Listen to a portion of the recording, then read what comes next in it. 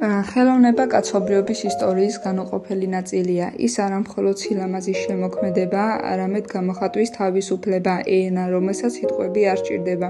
საუკუნეების განმავლობაში ხელოვნების ფორმები იცვლებოდა, ვითარდებოდა და სხვადასხვა ეპოქის სურს გამოხატავდა.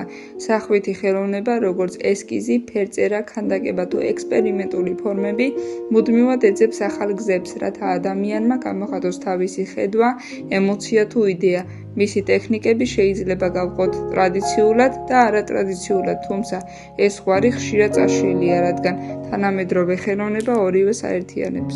ტრადიციული ტექნიკიდან ყველაზე გავრცელებულია ფანქარი, რომელიც ჯერ კიდევ მე-16 საუკუნიდან გამოიყენება. გრაფიტის სიზუსტე და კონტროლის შესაძლებლობა მას იდეალურ საშუალებას ხდის ესკიზების, მონახაზებისა და დეტალური კომბინაციების შესაქმნელად.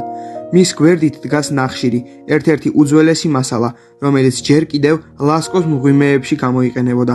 ნახშირით ხატვა გამოირჩევა ღრმა, შავით, რბილი გადასვლებით. პასტელი, ფხვიერი ფერადი პიგმენტი. განსაკუთრებულად პოპულარული იყო მე-18 საუკუნის საფრანგეთში, სადაც მას იყენებდნენ პორტრეტების შესაქმნელად. მისი მრქალი და რბილი ტექსტურა საშუალებას იძლევა შექმნათ ჰარმონიული, ფერადოვანი და თბილი გამოსახულებები. ფერწერის სამყაროში უმნიშვნელოვანესია ზეთის აღებავები, რომლებიც გამოირჩევა მდიდარი ტექსტურით, ფენებად წასმის უნარით და ხანგრძლივ გაშრობის პროცესით. ცნობილი მხატვრები, როგორებიც იყვნენ ლეონარდო და ვინჩი, რემბრანდტი, სწორედ ზეთის აღებავებით ქმნიან თავიანთ უკვდავ ნამუშევრებს.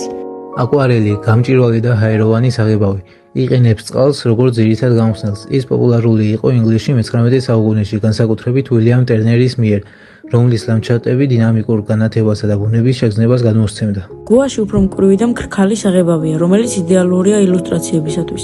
ის იძლევა ინტენსიურ ფერებს და მის ზედაპირზე შესაძლებელია დეტალური ხაზების გადატანა. გუაში ხშირად გამოიყენება წიგნის ილუსტრაციებისა და დეკორატიულ კომპოზიციებში. ტრადიციული ხელოვნების უდიდესი განშტოებაა სკულპტურა, რომელიც სამგანზომილებიანი სივრცის გამოყენებით ქმნის ქანდაკებებს. ძველ ეგვიპტურ, ბერძნულ და რომაულ სკულპტურებში ხაზგასმულია ადამიანის სხეული, ღმერთები, მითოლოგია და ძალაუფლება. სკულპტურა გახდა იდეების გაყინული ფორმა, რომელიც დროის დინებას უძლებს. თუმცა ხელოვნება ამით არ შემოიფარგლება. თანამედროვე ეპოქა მოიტანა არატრადიციულ ტექნიკები, რომლებიც არღვევენ ჩარჩოებს და ახალ სამყაროს ქმნიან.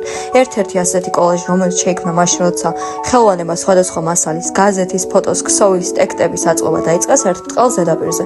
კოლაჟი საშუალებას აძლევს მხატვარს შექმნას კომპოზიცია, რომელიც რეალობის სხვადასხვა ნაწილს აერთიანებს ერთ თემაში. კიდევ უფრო დინამიური და ურბანული ფორმაა სტრიტ არტი.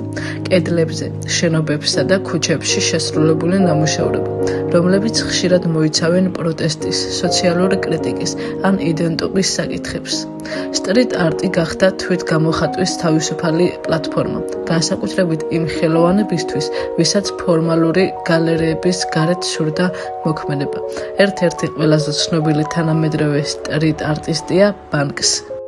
გრაფიკა ხაზოვანი ხელოვნებაა, რომლის ძირითადი იდეა ფორმისა და აზრის გადმოცემა ხაზის, ტონისა და ჩრდილის საშუალებით, ფერის მინიმალური გამოყენებით. იგი დაფუძნებულია კონტურის, ფაქტურისა და შუქშდილის ურთიერთობაზე. გრაფიკის მიზანია ვიზუალური იდეის მაქსიმალურად ლაკონური, ზუსტი და შთამბეჭდავი გამოხატვა. მისი ძირითადი ფორმებია ხელით ხატვა, ფანქარი, კალამი, ნახშირი და ბეჭდვითი გრაფიკა, ოფოოტი გრავიურა, ლინოგრავიურა. თანამედროვე ეპოქაში მას ემატება ციფრული გრაფიკა, რაც კიდევ უფრო აფართოვებს მისი გამოყენების არეალს დიზაინსა და ვიზუალურ კომუნიკაციაში. თანამედროვე ხელოვნება გვხვდება ბუნებაშიც. გაჩნდა ეკო-ხელოვნება, რომელიც იყენებს ბუნებრივ მასალებს, მაგალითად ხის ტოტებს, ფოთლებს, წყალს, ქვებს. ეს ხელოვნება არ არის სტაბილური. ის დროთა განმავლობაში იცვლება ან ქრება, რაც ხაზს უსვამს ადამიანის ურთიერთობას ბუნებასთან და პასუხისმგებლობას გარემოზე. ამავე ესთეტიკას ეხმიანება ქვიშაზე ხატვა, დროებითი ხელოვნება, რომელიც ქმნის შთამბეჭდავ ვიზუალურ გამოსახულებებს ქვიშით ფენაზე. ეს ტექნიკა ხშირად გამოიყენება ცოცხალი შოუების ან ვიდეოების სახით. ქვიშაზე შესრულებული კომპოზიციები წარმავლობის სიმბოლოდ გვევლინება მშვენიერი, მაგრამ დროებითი, როგორც თვით ხელოვნების არსი. ლეონარდო და ვინჩი 1452-1519 იტალიელი მხატვარი, გამომგონებელი და მეცნიერი, რენესანსის ეპოქის უნივერსალური გენია. შექმნა ცნობილი ნამუშევრები, როგორიცაა მონა ლიზა და საიდუმლო შენობა. გამოირჩეოდა დეტალებზე ყურადღებით, ანატომიის ცოდნით და სუქშდილის ოსტატობით. ფრანკ ვან რეინი, ჰოლანდიელი მხატვარი და ბაროკოს წარმომადგენელი 1606-1679 წლებში. ცნობილია დრამატური შრუხჭრილების გამოყენებით და ღრმა ემოციებით. მისი ცნობილი ნამუშევარია ღამის გუშაგი და მრავალი ავტოპორტრეტი. ჟან ფრანსუა მილე 1814-1875 ფრანგი რეალისტი მხატვარი, რომელმაც განსაკუთრებული ყურადღება მიაქცია გლეხთა შრომას და სოფლის ცხოვრებას. მისი ცნობილი ნამუშევარია მთესავი. პაბლო პიკასო, ესპანელი მხატვარი და კუბიზმის ფუძემდებელი. პიკასო ერთ-ერთი პირველი იყო, მის კოლაჟის ტექნიკა შემოიტანა ხელოვნებაში. იგი იყენებდა გაზეთების ამონაჭრებს, ქსოვილებსა და სხვადასხვა ყოველდღიურ მასალებს, რომლებსაც ფერწერასთან აერთიანებდა. მისი შემოქმედება მუდმივად შევიდა ხელოვნების საზღვრებს. დენ ფლევინი, ამერიკელი ხელოვანი, რომელმაც შექმნა ხელოვნება მხოლოდ სინათლისა და ნეონის ნათურების გამოყენებით. იგი იყო სინათლის ხელოვნების პიონერი, რომლის ინსტალაციები ასახავს სივრცეს, ფერს და მსუბუქ მოძრაობას. რობერტ რაუშენბერგი, ამერიკელი მხატვარი, რომელიც ცნობილი გახდა ასამბლაჟის ტექნიკით. ის იყენებდა ფოტოსურათებს, ქსოვილებს, ხის, ლითონისა და სხვა ყოველდღიურ ნივთებს. მისი ნამუშევრები აერთიანებდა ფერწერას, სკულპტურასა და რეალურ ობიექტს ერთ კომპოზიციაში. თუ თანამედროვე ფანქრით თუ ქვიშით, სკულპტურით თუ კედელზე ხელოვნება რჩება ადამიანის გულის ხმიერი გრძნობის ყველაზე მძლავრ ენად. ის გვიჩვენებს, როგორ შეიცვალა ადამიანი დროთა განმავლობაში და როგორ არ შეუწყვეტია მის სურვილს დაეტოვებინა კვალი სამყაროში, ხან ქაღალდზე, ხან ქვიშაზე, ხან კიდეც ქალაქის